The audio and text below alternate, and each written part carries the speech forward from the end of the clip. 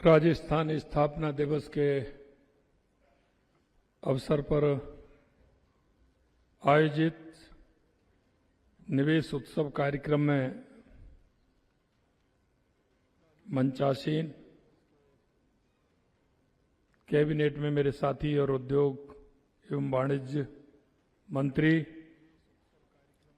सम्माननीय राज्यवर्धन सिंह राठौड़ साहब, मुख्य सचिव श्री सुधांशु पंत जी,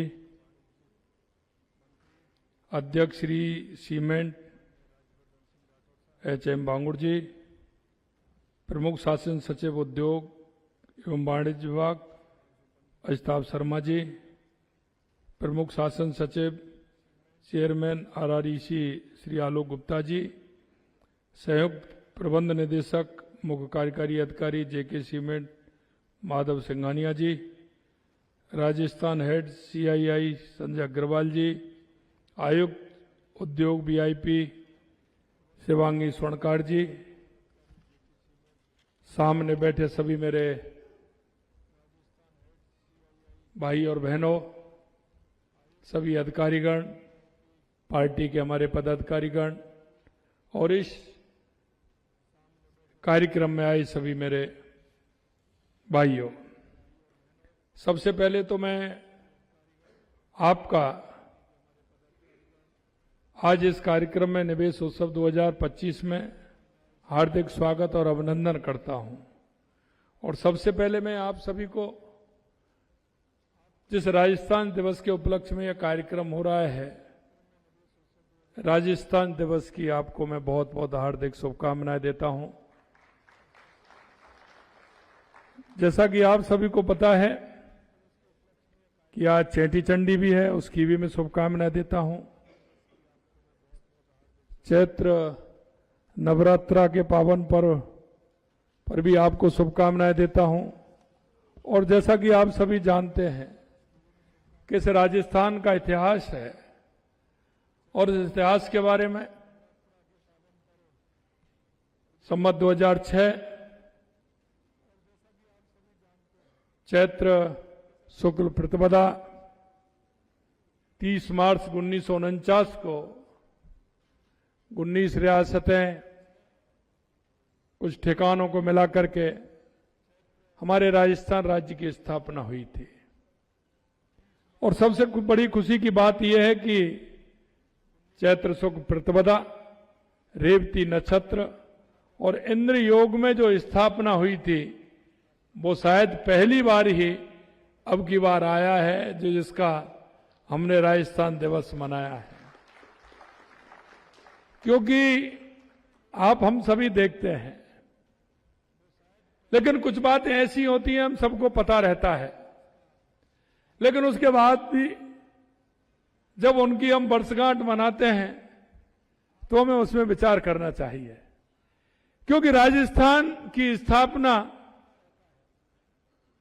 चैत्र शुक्ल प्रतिपदा, रेवती नक्षत्र और इंद्रयोग की शुभ घड़ी में हुई थी।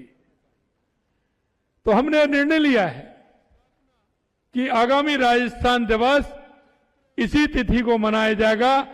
चैत्र शुक्ल प्रतिपदा को ही हमेशा यह कार्यक्रम हमारा होगा। क्योंकि मैं देखता हूं आपकी जब शादी होती है तो वो तिथि के अनुसार होती है। आपका जो योग निकलता है, शादी का मुहूर्त निकलता है, वो उसी से निकलता है, लेकिन उसमें तारीख तो होती है। आप कोई भी मुहूर्त निकालेंगे तो कोई ना कोई तारीख तो होगी, लेकिन हम उस शुभ घड़ी को, उस शुभ जो समय आता है, क्योंकि अगर हम खगोल शास्त्रीय के हिसाब से हम देखेंगे, ज्योतिष के हिसाब से देखेंगे, हम सबके वो गण गुण भाग वो मिलाए जाते हैं, उसके आधार पे ही तो निकलती हैं। अग्रवाल साहब, यही है ना? तो उसको हम भूल जाते हैं, हमें उसको आधार मानते हुए उसको चलना चाहिए। और इसलिए मैं कहना चाहता हूं ये हमारे राजस्थान के लिए ऐसा शुभ अवसर है, शुभ संयोग है, जो हमने उस घड़ी हमारे राजस्थान की स्थापना हुई थी उसी को हम मानते हुए आगे हमने बृहद राजस्थान की स्थापना के लिए चैत्र शुक्ल प्रतिपदा शुभ तिथि को चुना है और वो आगामी भी इसी दिवस के हिसाब से वो मनाया जाएगा।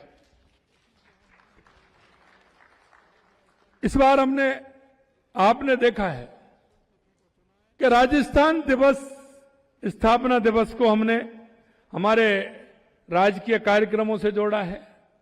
7 दिवसीय लगातार हमारे कार्यक्रमों हैं। 25 से 31 लगातार हमारे कार्यक्रम चले हैं और आज ये हमारे 7 दिवसीय में अंतिम हमारा ये कार्यक्रम है हमारे राजस्थान दिवस का।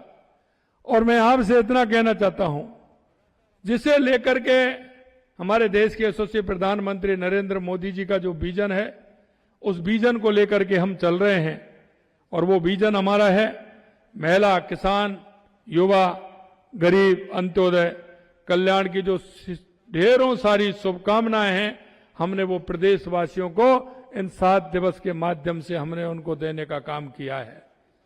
हम चाहते हैं कि हमारा राजस्थान हर क्षेत्र में आगे जाए और आपने देखा है हमारा राजस्थान में बहुत बड़ी अपार संभावनाएं हैं।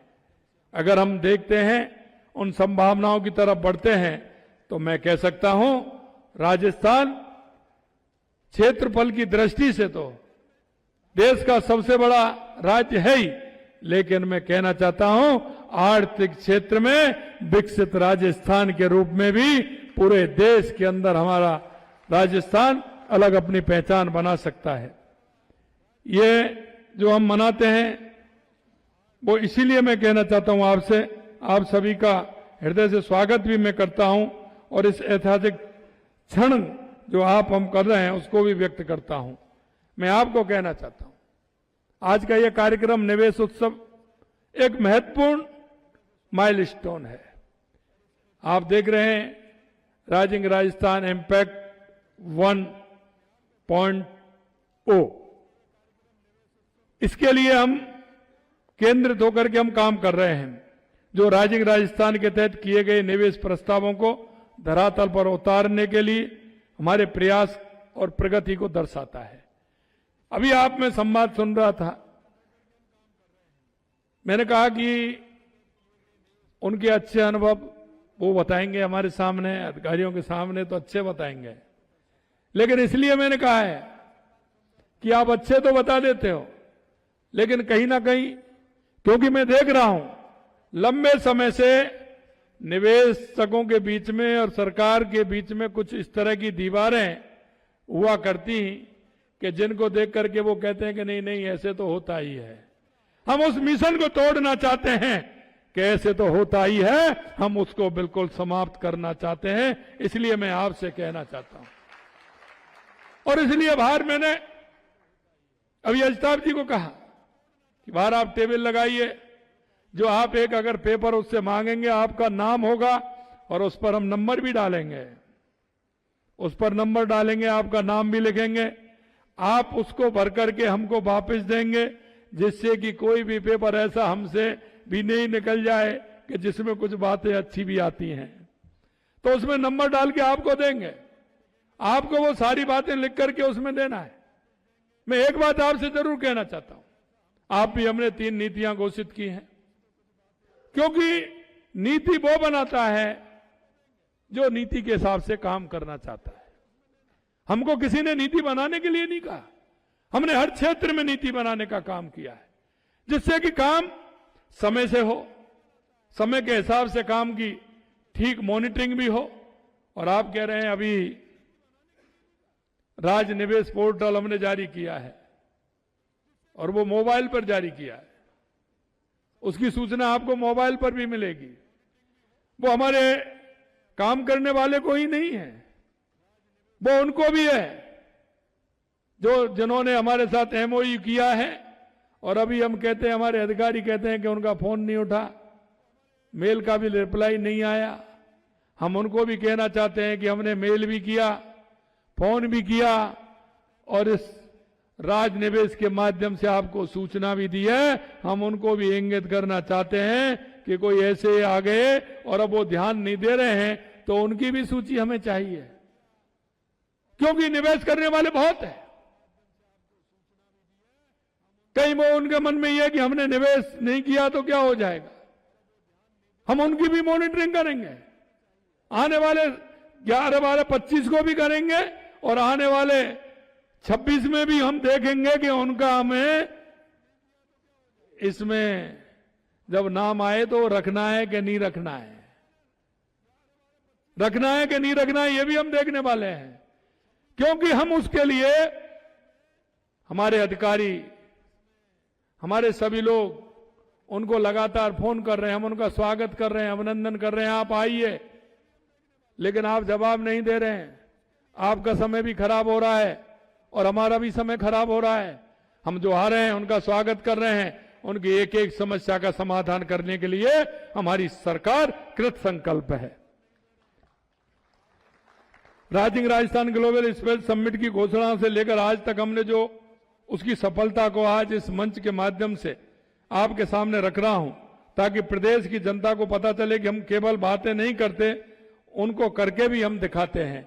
और इसलिए मैं कहना चाहता हूं, आपने देखा लगातार हमारी हर महीने 11 तारीख को हमारी मीटिंग होती है। हमने उस डेट को फिक्स कर दिया, 11 हर महीने की 11 तारीख को हमारी निवेश को लेकर के हमारी मीटिंग होगी।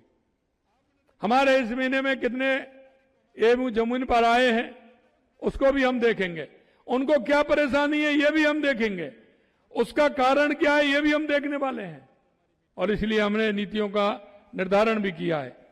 आज भारत की अर्थव्यवस्था एक उभरती हुई शक्ति के रूप में स्थापित हो रही है। यह वो देश है जो अपनी प्रगति की गति से न केवल अपनी जनता के सपनों को साकार कर रहा है, बल्कि वैश्विक मंच पर भी एक नया कीर्तिमान स्थापित कर रहा है। हमारे देश के यशस्वी प्रधानमंत्री नरेंद्र मोदी जी ने विकसित भारत 2047 का जो विजन रखा है वो केवल लक्ष्य नहीं बल्कि एक संकल्प है, और उस संकल्प को लेकर के हम आत्मनिर्भर और समृद्ध और वैश्विक नेतृत्व की ओर बढ़ रहे हैं। इस विजन को आधार बनाकर हम राजस्थान में विकसित राजस्थान 2047 का सपना देख रहे हैं। हमारा लक्ष्य स्पष्ट है कि हम वर्ष 2030 तक राजस्थान की अर्थव्यवस्था को $350 बिलियन तक ले जाएंगे। ये हमारा प्रयास है। यह केवल आंकड़ों का खेल नहीं है, बल्कि ये हमारे युवाओं के लिए रोजगार, हमारे किसानों के लिए समृद्धि, हमारे उद्यमियों के लिए अवसरों का एक नया युग लेकर आएगा। ये राजस्थान का आयोजन होगा, राजस्थान का योगदान होगा उस विकसित भारत के निर्माण में जिसका सपना देश के यशस्वी प्रधानमंत्री नरेंद्र मोदी जी ने देखा है। हम सब साथ मिलकर के इसे आगे बढ़ाने का काम करेंगे। राजस्थान की पहचान केवल इसकी एक रेतीली धरती, रंग बिरंगे प्रधान या ऐतिहासिक किलों तक सीमित नहीं है। यह राज्य प्राकृतिक संसाधनों, मानव पूंजी, आर्थिक संभावनाओं का एक अनमोल खजाना भी है, जो इसे निवेशकों के लिए स्वर्ग बनाता है। राजस्थान भारत के सबसे बड़े खनिज उत्पादक राज्यों में से एक है। यहां जिंक, लेडाइट सबसे ज्यादा उत्पादन होता है। मार्बल के क्षेत्र में हमारा राज्य न केवल उत्पादन में बल्कि प्रोसेसिंग में भी देश का प्रथम राज्य है। लाइमस्टोन, तांबा, अयस्क, चांदी, राख, फॉस्फेट जैसे खनिजों के उत्पादन में भी अग्रणी है। गिलास और सिरेमिक उद्योग के लिए आवश्यक सभी प्रमुख कच्चे माल, जिप्सम, सिलिका सैंड, वाल क्ले, फेल्सफार, टेल्क और डोलोमाइट यहां प्रचुर मात्रा में उपलब्ध है। यह संसाधन खनन के साथ ही उद्योगों के लिए एक मजबूत आधार प्रदान करते हैं। आपने देखा यही नहीं, आगे भी है। पचबदरा बालोतरा में रिफाइनरी, पेट्रोकेमिकल कॉम्प्लेक्स के निर्माण में से राजस्थान पेट्रोलियम आधारित उद्योगों का प्रमुख हब बनने वाला है। बड़ी संख्या में रोजगार के अवसर पैदा होंगे। यह राजस्थान की तरक्की में नया अध्याय बनाएगा। हमारी धरती केवल खनिजों से ही समृद्ध नहीं बल्कि कृषि उत्पादन, अगर आप देखेंगे उसमें भी अग्रणी है। मोटे अनाज, तिलहन, सरसों, ईसबगोल, ग्वारगम, मेथी दाना, ये भी सब राजस्थान में होते हैं और ये भी पहले स्थान पर है। सौंफ, लहसुन, जीरा, धनिया जैसे मसालों का उत्पादन में हमारा राज्य दूसरा सबसे बड़ा उत्पादक है। मैं युवाओं से कहना चाहता हूं कि वो आए और इसके माध्यम से अपने आप को जोड़ते हुए, क्योंकि अगर आप इन हमारे खनिजों से, हमारे उत्पादनों से अगर जुड़ेंगे तो आपको एक सफलता मिलेगी कि नया मार्केट भी मिलेगा। बाजार में आप देखेंगे हमारा सामान कहां जा सकता है, देश दुनिया में हम कहां इसकी सप्लाई कर सकते हैं, तो निश्चित रूप से उससे भी हमारा राजस्थान आगे बढ़ेगा। ये उत्पादन न केवल स्थानीय अर्थव्यवस्था को मजबूत करते हैं बल्कि वैश्विक बाजार में भी हमारी पहचान बनाते हैं। राजस्थान की कनेक्टिविटी इसे निवेश के लिए और भी आकर्षित बनाती है। भारत में राष्ट्रीय राजमार्ग का तीसरा सबसे बड़ा नेटवर्क, दूसरा सबसे बड़ा रेल नेटवर्क हमारे राज्य में है। इसके अलावा 9 inland container depot, 7 airport, 1 air cargo complex हमें लॉजिस्टिक और व्यापार के क्षेत्र में मजबूत करता है। ये आधारभूत ढांचा को कच्चे माल और तैयार उत्पादों को बाजार तक पहुंचाने में सक्षम है। कोई भी अर्थव्यवस्था तब तक मजबूत नहीं हो सकती जब तक उसके पास कुशल मानव संसाधन ना हो। हमने उद्योगों की मांग को देखते हुए 1.5 लाख से अधिक युवाओं को कौशल प्रशिक्षण देने का लक्ष्य भी हमने रखा है। और यही नहीं, हमने ये भी रखा है क्योंकि आज हम देखते हैं कई कंट्रियों में बहुत आवश्यकता है, हम उनको देना चाहते हैं, लेकिन उसके लिए हमने कहा है, हम वहां गए, जापान गए, कोरिया जाना हुआ, वहां भी हमने कहा कि हम आपको मैन पावर देंगे, लेकिन मैन पावर में हमारी शर्तें होंगी। शर्तें हमारी ये होगी कि आप यहीं अपना विद्यालय, महाविद्यालय खोलेंगे, हमारे उनको पेपर यहीं लेकर के आप पेपर कराएंगे, स्किल जो आप जहां काम कराना चाहते हैं उसका स्किल भी देंगे, उसके बाद आप यहां से उनको लेकर के जाएंगे। और लेकर के भी जाएंगे, उनमें यह भी कहा हमने कि हम ना एक व्यक्ति नहीं भेजेंगे, आप कहें कि हमें नर्स की जरूरत है तो हमारी हम बेटी को भेज दें, हम नहीं भेजेंगे। उसके साथ साथ हम दूसरा भेजेंगे कि उनके साथ साथ हमारा एक जोड़ा वहां जाए, हमारी बेटी भी जाए और हमारा बेटा भी जाए, जिससे वहां रुक करके काम करे और हमारे राज्य का गौरव भी बढ़ाए। हमारा संकल्प है कि 5 वर्ष में सरकारी क्षेत्र में 4 लाख और निजी क्षेत्र में 6 लाख रोजगार के अवसर सृजित करेंगे। इसके लिए हम काम कर रहे हैं। यह सुनिश्चित करेंगे कि हमारे युवाओं को न केवल रोजगार मिले बल्कि वे उद्योग की जरूरतों को भी पूरा करने में सक्षम हो। इस सभी लक्ष्यों को पूरा करने के लिए निवेशकों तक पहुंचकर राज्य में विकास की गति देने के लिए हमारी सरकार ने अपने कार्यकाल में पहले ही वर्ष में rising Rajasthan global investment summit का आयोजन किया। और राइजिंग राजस्थान समिट के दौरान अपने उद्घोषण में देश के यशस्वी प्रधानमंत्री नरेंद्र मोदी जी ने अपने भाषण में कहा कि राजस्थान न केवल राइजिंग है बल्कि रिलायबल भी है, रिसेप्टिव भी है और समय के अनुसार वो रिफाइन भी करना जानता है। ये उन्होंने सही कहा था। और इसलिए मैं कहना चाहता हूं कि हम सभी उन युवाओं को आगे लाने का काम भी करें, क्योंकि जब तक युवा आगे नहीं आएगा निश्चित रूप से किसी देश और प्रदेश का विकास नहीं होगा। इस समिट में न केवल देश बल्कि विश्व भर से निवेशकों का ध्यान राजस्थान की ओर आकर्षित किया है। इस समिट में 35 लाख करोड़ से अधिक के एमओयू साइन किए गए। ये तो उसके बाद भी हो रहे हैं, अब भी आ रहे हैं। इन निवेशकों द्वारा हमारे राज्य में व्यक्त किया गया विश्वास जो हमारे प्रयासों का एक सफल प्रमाण भी है। लेकिन हमारा काम यहां खत्म नहीं हुआ है। निवेश प्रस्तावों को धरातल पर उतारने और उनमें हो रही प्रगति की हम निरंतर समीक्षा कर रहे हैं। इसके लिए हम 3 स्तरीय रिव्यू मैकेनिज्म बनाया है। व्यक्तिगत रूप से मैं खुद 1000 करोड़ रुपए और उससे ज्यादा के एमओयू के प्रस्तावों में हो रही प्रगति की हर महीने समीक्षा करता हूं, ताकि कहीं अगर व्यवधान आ रहे हों या कोई चुनौतियां हों तो उनका त्वरित समाधान हम कर सकें। हमने हर विभाग और जिले में डेडिकेटेड टीम बनाई है जो इन एमओयू को लागू किए जाने से जुड़ी हर बात की सक्रिय रूप से निगरानी कर रही है, ताकि हम ये सुनिश्चित कर सकें कि निवेश के लिए मिला हुआ हर प्रस्ताव समय पर कार्यान्वित हो सके और उनमें देरी की कोई गुंजाइश नहीं हो। और इसीलिए मैं कहना चाहता हूं, आज हमारे सभी जिलों के हमारे कलेक्टर जुड़े हुए हैं, हमारे जनप्रतिनिधि, हमारे विधायक, सांसद, हमारे सभी जनप्रतिनिधि जुड़े हुए हैं, हमारे सभी वो निवेशक भी जुड़े हुए हैं जिन्होंने जिलों में अपना एमओयू किया है। और वो हम यही कहना चाहते हैं, आपको किसी भी तरह की परेशानी होती है वो आप हमें बताइए कि क्या परेशानी है। इसलिए हमने नीतियों का निर्धारण किया है, उसमें कई सुधार भी किए हैं। जैसा कि हमारे उद्योग मंत्री बता रहे थे, कई घंटे उसमें बैठना पड़ता है, दूसरे राज्यों की नीति भी देखनी पड़ती है, इसमें राज्य का हमारा भला कैसे हो ये भी देखना पड़ता है, आपकी निवेशकों की सुगमता कैसे हो ये भी हमें देखना पड़ता है। उसे देखते हुए हमारी सरकार काम कर रही है। इसका परिणाम आपके सामने है। आज राइजिंग राजस्थान के तहत एमओयू में से 3 लाख करोड़ रुपए के परियोजनाओं की ग्राउंडिंग ब्रेकिंग हो रही है। ये एक ऐतिहासिक क्षण है जो हमारे राज्य के लिए समृद्धि के नए द्वार खोलेगा। आज हम इस कदम को आगे बढ़ा रहे हैं जिसके तहत अभी अभी हमने ऑनलाइन इन्वेस्टर इंटरफेस का मोबाइल ऐप भी लॉन्च किया है, ताकि संबंधित निवेशक मोबाइल पर ही अपने प्रस्तावों की क्रियान्विति की प्रगति और ट्रैक कर सके, अपने सवालों का जवाब पा सके और अधिकारियों से और भी आसानी से जुड़ सके।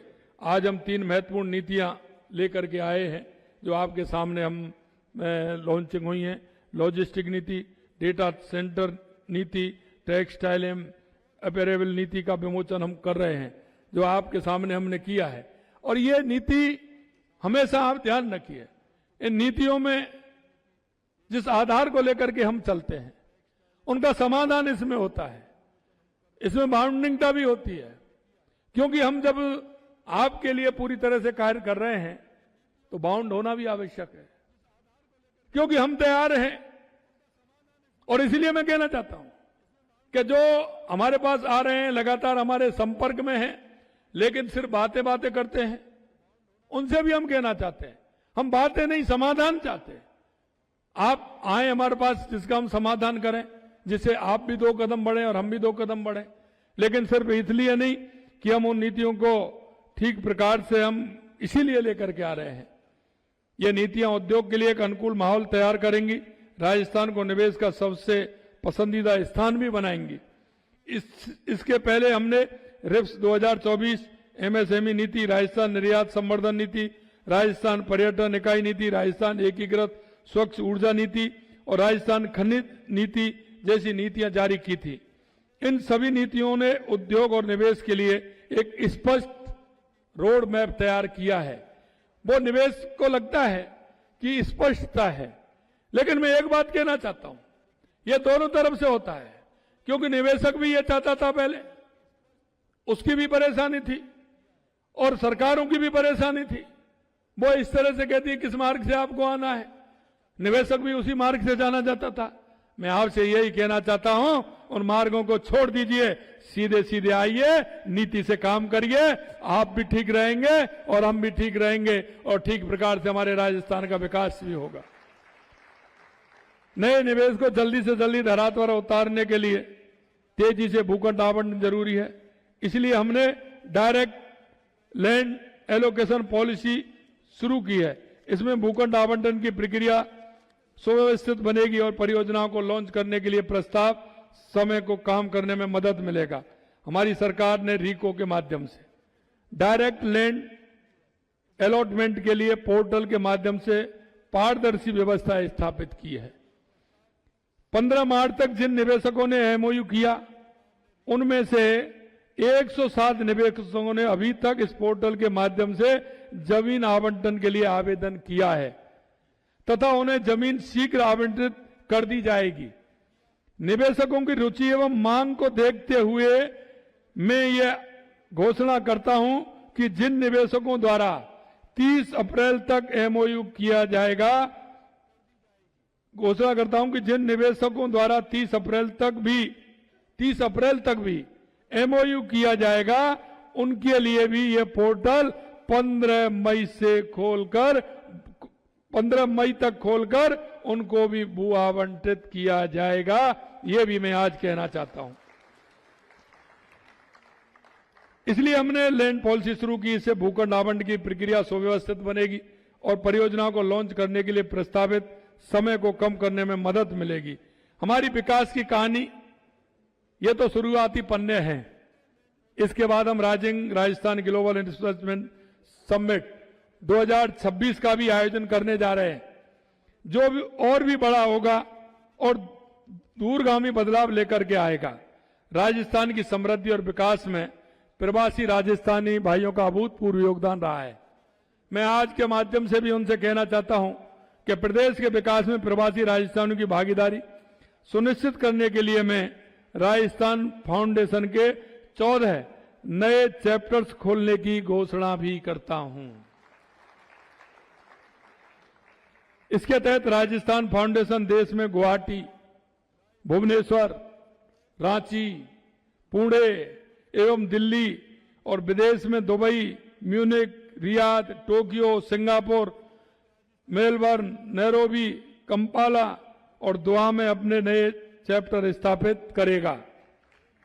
विकसित राजस्थान की प्रतिबद्धता को पूरा करने के लिए हम इस साल 11 और 12 दिसंबर को 2 दिवसीय पार्टनरशिप कॉन्क्लेव का आयोजन करने जा रहे हैं, जो सरकार, उद्योग और कारोबार जगत के बीच तालमेल को और सुदृढ़ बनाने में केंद्रित होगा। राजस्थान के औद्योगिक विकास के अगले अध्याय को आकार देने हेतु मैं सभी निवेशकों, साझेदारों और स्टेक होल्डर्सों को हमारे इस प्रयास में शामिल होने का आमंत्रण भी देता हूं, क्योंकि वो आए और आराम से आकर के वो अपना निवेश करें। हमारी सरकार उद्योग और निवेश के लिए सकारात्मक वातावरण बनाने के लिए हर संभव कदम उठा रही है। पानी की कमी को दूर करने के लिए हमने ईआरसीपी रामजल सेतु के रूप में धरातल पर उतारने का काम हाथ में लिया है। यमुना जल समझौता से शेखावाटी क्षेत्र में पानी की आपूर्ति का काम शुरू होने वाला है। यही नहीं, इंदिरा गांधी नहर के लिए भी हमने पिछले साल और अब मिलाकर के 3400 करोड़ रुपए हमने दिया है, जिससे कि वो ठीक प्रकार से उसका पानी बह हो सके और उसका आगे तक टेल तक पानी पहुंच सके। हमने उसी स्कीम में देवास स्कीम को लिया है। उसी स्कीम में माही और सोमकोमल बांध को लेकर के जवाई बांध का काम भी हमने काम में लिया है। मैं आपसे कहना चाहता हूं, हर क्षेत्र में हमारी सरकार काम करना चाहती है। इसके साथ ही आधारभूत ढांचे के विकास पर हमारा विशेष ध्यान है। हमने प्रदेश में 9 ग्रीनफील्ड एक्सप्रेसवे का निर्माण कर रहे हैं, जो हमारी कनेक्टिविटी को और मजबूत करेंगे। हमारी सरकार ने 18 नए औद्योगिक क्षेत्र स्थापित करने जा रही है। ये नए औद्योगिक क्षेत्रों को अलग अलग सेक्टर्स की जरूरतों को पूरा करने के हिसाब से डिजाइन किया गया है, ताकि राजस्थान को मैन्युफैक्चरिंग, विनिर्माण क्षेत्र को पावर हाउस बनाया जा सके। अक्षय ऊर्जा के क्षेत्र में भी राजस्थान निवेश की असीम संभावनाओं से भरा है। यहां सौर और पवन ऊर्जा की प्रचुरता ने पूरी दुनिया के निवेशकों को ध्यान आकर्षित किया है और हम इस क्षेत्र में अग्रणी बनने की ओर बढ़ रहे हैं। आज राजस्थान भारतीय अर्थव्यवस्था की एक नई सफलता की कहानी लिखने के लिए तैयार है। हमारी सरकार पारदर्शिता, सुशासन, नीतिगत सुधारों के माध्यम से राजस्थान को देश का सर्वश्रेष्ठ निवेश स्थल बनाने के लिए प्रतिबद्ध है। मेरा मानना है कि हम राजस्थान बदलाव का इंतजार नहीं करते, हम बदलाव लाते हैं। विकसित राजस्थान के सपने को साकार करने के लिए हम उद्योग, निवेशक और आम जनता के साथ मिलकर काम करते रहेंगे। अंत में मैं आप सभी से आह्वान करता हूं कि इस ऐतिहासिक यात्रा का हिस्सा बने। हम सबका साझा दायित्व है कि उद्योगपति निवेश लाएं, युवा अपनी प्रतिभा से राज्य को समृद्ध करें, किसान अपनी मेहनत से अन्न के भंडार भरें। हम सब मिलकर के एक ऐसे राजस्थान का निर्माण करें जो न केवल भारत का गौरव बने बल्कि विश्व में अपनी पहचान स्थापित करे। आइए हम सब मिलकर के इस राजस्थान दिवस के अवसर पर हम सब प्रेरणा लें कि हमारे राजस्थान को एक अग्रणी राजस्थान बनाएं, विकसित राजस्थान बनाएं। देश के यशस्वी प्रधानमंत्री नरेंद्र मोदी जी के नेतृत्व में जो उन्होंने संकल्प लिया है 2047 तक विकसित भारत बनाने का, उसमें राजस्थान अग्रणी बनकर विकसित राजस्थान बने। इस आशा और विश्वास के साथ हम सब मिलकर इस संकल्प को पूरा करें और राजस्थान को विकास की नई ऊंचाइयों पर ले जाएं। इतना ही मैं आपसे कहना चाहता हूं। अंत में एक बात जरूर मैं कहना चाहता हूं कि आप सभी लोगों का एक छोटा सा प्रयास इस राजस्थान की जनता के लिए बहुत बड़ा प्रयास होगा। हम राजस्थान की 8 करोड़ जनता के लिए काम करते हैं। मेरे भाई और बहनों, मैं आपसे इतना कहना चाहता हूं, कई बार हमारे मन में एक विचार आता है कि मेरे करने से क्या होगा। अरे आपके करने से नहीं, आपके मन की भाव और भावना भी अगर अच्छी होगी उससे ही बहुत बड़ा प्रभाव पड़ता है। इसलिए मैं कहना चाहता हूं, आपके मन का भाव भी होना चाहिए, आपके मन के विचार भी होना चाहिए, आपकी हमारी सोच भी होनी चाहिए। किसी से अगर हम बातचीत करते हैं तो हमारा नजरिया विकसित राजस्थान की तरफ जाए, उत्कृष्ट राजस्थान की तरफ जाए।